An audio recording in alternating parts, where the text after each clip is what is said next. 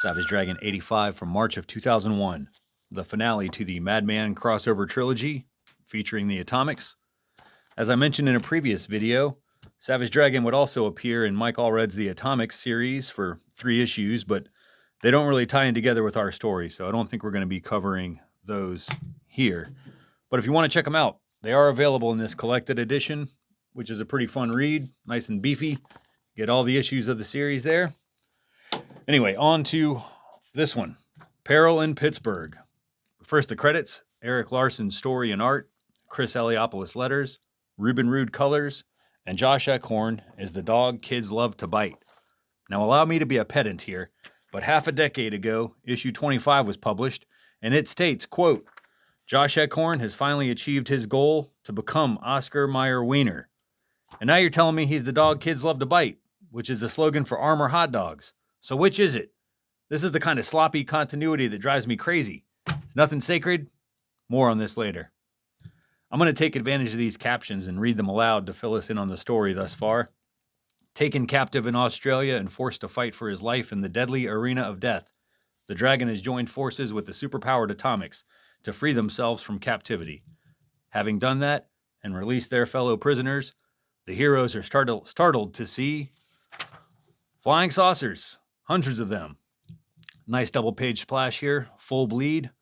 A couple of Marvel cameos as well. This face in the foreground could be the Hulk. And then this arm up here looks like it belongs to the Thing. Anyway, our heroes are getting sucked into the air towards the spacecraft. We got Brainiac Brainiape in tow. Then Mr. Gum manages to wrap his stretchy limbs around all the members of the group, ensuring that they all arrive in the same ship. Then Barbaric and Ricochet watch the chaos from a cliffside, and they're approached by Horridus, or Sarah, as she introduces herself here with a typo. There's no H on her name as far as I know, but this is an alternate reality, so anything goes. And it looks like she'll be tagging along in this mini Freak Force reunion. Aboard the ship, Dragon lays out his plans. They're being taken back to America, which is fine by him, but he doesn't want to be a sitting duck for Cyberface. And now he has some familiarity with this Martian technology, so he hits a few buttons and sets the ship to self-destruct, much to the surprise of the Atomics there. Then Dragon punches through the hull of the ship, creating an opening big enough for everybody to jump out of. They leave Brainiape aboard the ship, but he wakes up just in time to say, Mein Gott, before the ship explodes. Now, is this the end of Brainiape? Of course not. I've learned that Nazis never die. He'll return later, along with Madman in issue 137, with this badass metal body, but the same Hitler brain.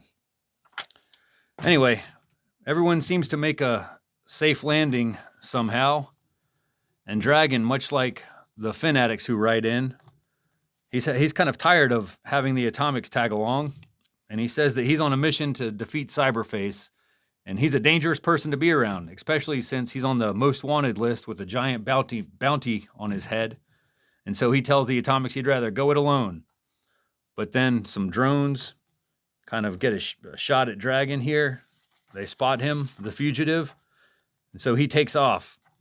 And then this red bastard, the Rogue Warrior, he starts pursuing the Dragon because he wants that reward.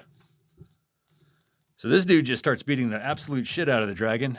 And then luckily, the Atomics are still nearby, and they come to the rescue.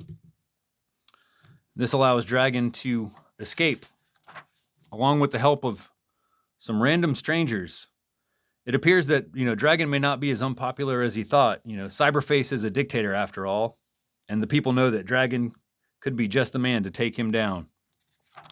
So Dragon is part of the Underground Railroad here, and he meets some odd characters, Dave and Buster. Now, Larson says that it's a complete coincidence that they have the same name as the restaurant and arcade chain, Dave & Buster's. That's a hell of a coincidence. But anyway, Buster is this kind of cartoony looking fellow right there. And then Dave is this badass robot guy filling the page. Fans write in and say they love Dave. They want to see more Dave. And who wouldn't? He looks pretty cool. And Larson says, we'll see him again. But as of 2025, this is the only page we ever see him on. So what a bummer. Anyway, Dragon is steps away from freedom when he sees a broadcast. Cyberface has captured the Atomics and Madman, and he's going to kill them unless Dragon turns himself in. So that's what Dragon does. Exchanging his life for the Atomics.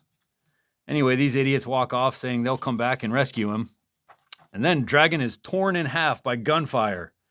His torso falling into this massive burn pit, which ignites like a jet engine, incinerating the Dragon as Cyberface looks on. Now, this is not the first time Dragon has been killed in his own book, and the fans who write in all say they were shocked by this page, but they know Dragon will survive this and come back from the dead somehow. You want to know how? All right, I won't make you wait till next issue. But do you see that flash on the side of this blue light on the side of Cyberface right there? It turns out a split second before the flames ignite, our old friend Vanguard, the space alien, he teleported Dragon off of the planet and onto his spaceship. So talk about great timing. So that about wraps up the story. Madman and the Atomics look into the hole, and they say like, well, sucks that he's dead. Oh well, let's go home.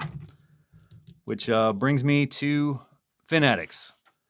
Larson starts off by thanking Mike Allred for letting him play around with his characters for a few issues, and he hopes he didn't screw anything up too badly.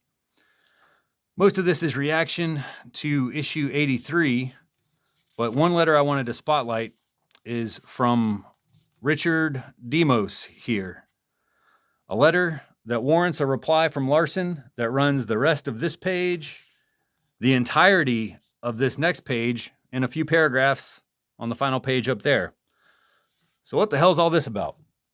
Apparently, Larson had some comments in Wizard magazine that really rubbed some people the wrong way. So there's like multiple letters that Larson wrote. Some appeared online on Wizard World, a webpage back then. Then there was another lengthy one in issue 117. But I have a short one here from issue 112 of Wizard magazine from January of 2001. So Larson writes into Magic Words here. Jim McLaughlin, you know what bugs me? Death in comics. It sucks. When writers kill off great characters, let me read that again. When writers kill off great characters, what's the end result? Fewer great characters. Is DC really better because Hal Jordan got bumped off or Green Arrow? I don't think so. Many creators do stuff for the sake of a single story that is ultimately detrimental in the long run. Take Kevin Smith's epic Daredevil yarn. Was killing Karen Page and Mysterio, two enduring 30-year Marvel characters, really worth it for the sake of a single story? The end result is a couple of cool toys taken out of the Marvel sandbox. J.M. DeMatteis wrote several touching, emotional Spider-Man stories in which he killed Aunt May, Harry Osborn, and Kraven the Hunter. And the reason we cared was that these were important, long-standing characters. What new creations did he add to the Spidey cast? White Rabbit, Professor Power, and Frogman. I say you kill them off if you want to write your touching and emotional stories, JM. By killing important characters, other writers are forced to do without them, or find some hokey way to revive them that just makes for lousy, funny books. Think before you kill off long-standing characters you didn't create. Eric Larson, writer, penciler, inker, Savage Dragon. All right, so Jim replies, that is mildly hypocritical from a guy who killed off Rapture, Smasher, and Debbie Harris, but he notes that Larson also created those characters, so that's his prerogative. All right, man, so how much time you got? This is a lengthy conversation about continuity in comics, specifically at Marvel and DC. It seems like Larson has used this reply here to clarify some of his thoughts on the subject in his own book. So I'm not going to read all this. It's difficult to summarize, but essentially Larson is grappling with the argument about what works in his book, The Savage Dragon, a creator-owned book run by one person, taking place in real time, year over year for the characters and the readers. That doesn't work for mainstream evergreen books like Spider-Man. So Peter Parker, is a high school student after like 40 years of continuity. And he argues that these kind of books like Superman and whatnot should be consistent with their characters. You want Clark Kent as a reporter, Lois Lane to love Superman, yada yada. It'd be crazy for like a writer to kill Lex Luthor because he's a key component in the recipe that is Superman. And you want the next chef to have all the ingredients to cook, or the meal is going to taste like shit. So, again, this doesn't apply to Savage Dragon because there's only one person in control of the story. He's not killing someone else's character, but it comes with its own difficulties. You know, there's a lot going on here as well about bringing in new readers and not bogging them down with decades of continuity. Anyway, there's a whole bunch. I'll just say that I mostly agree with Larson to a point, but I just don't really give a shit about continuity in comics because that ship has sailed long ago, and I think we're better for it. Anybody still hung up on this stuff is just a sadomasochistic asshole. You lost that battle a long time ago, man. Quit punishing yourself. As long as the story is good, the art's interesting, you know, just enjoy the comic. Let go of the burden of continuity. It has zero relevance in 2025. So, you know, if they don't give a shit, why would I, basically?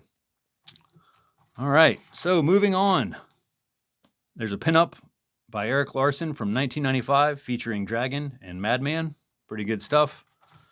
Followed up by Dragonbert. We got Desperate Times by Chris Eliopoulos. And we got an ad showing off the next 4 issues.